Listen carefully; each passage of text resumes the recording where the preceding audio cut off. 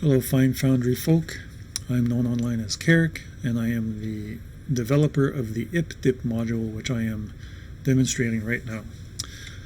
You can activate the module with a macro or with a key combination press to bring up this dialog pop-up.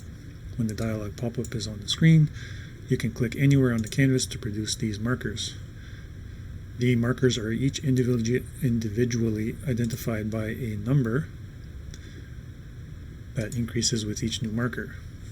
You will also notice that the markers have probability percentage of being chosen by the module.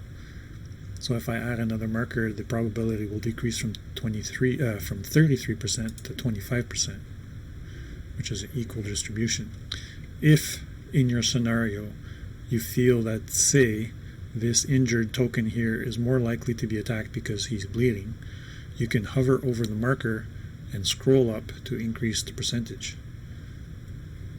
And in this scenario, say the creature is over here on the left, I'll say that number 2 is a little bit more likely to be chosen because it's closer.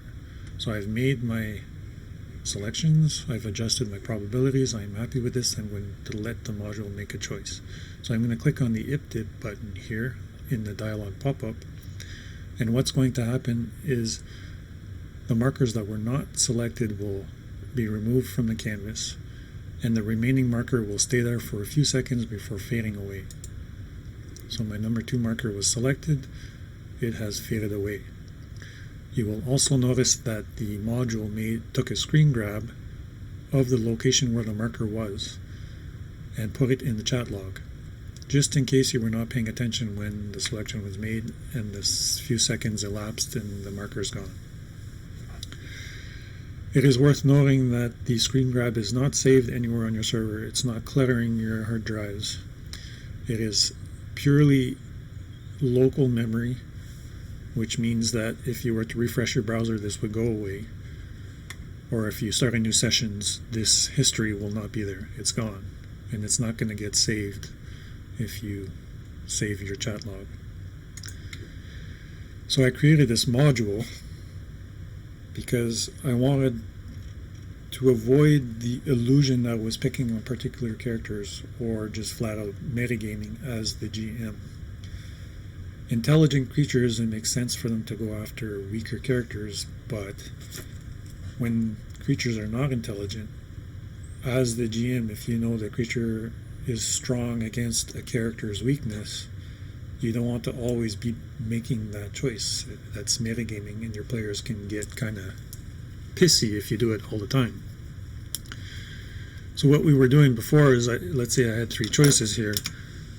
I would say, okay, token number 1 is 1, 2, token number 3 is 2, 3, 3, 4, and token number 3 is 5, 6. Exactly, you see how it gets confusing. So then you roll your 1d6 and then you say, oh, who was 2, 3 again? Or who was 3, 4? And it just wasted time. So I made this macro, so now let's say, here, you're 1, you're 2, you're 3. I make my choice, number 1 is chosen, and we move on with the game. I have found this to be particularly useful. It makes the combat move along very quickly. It allows me to say to my players, this is who is likely to be chosen for this attack. Then the randomness makes its pick, and my players are generally happy. They hate RNG Jesus, but they don't hate me. So I've found this module to be particularly useful, and I hope it will be useful for you too.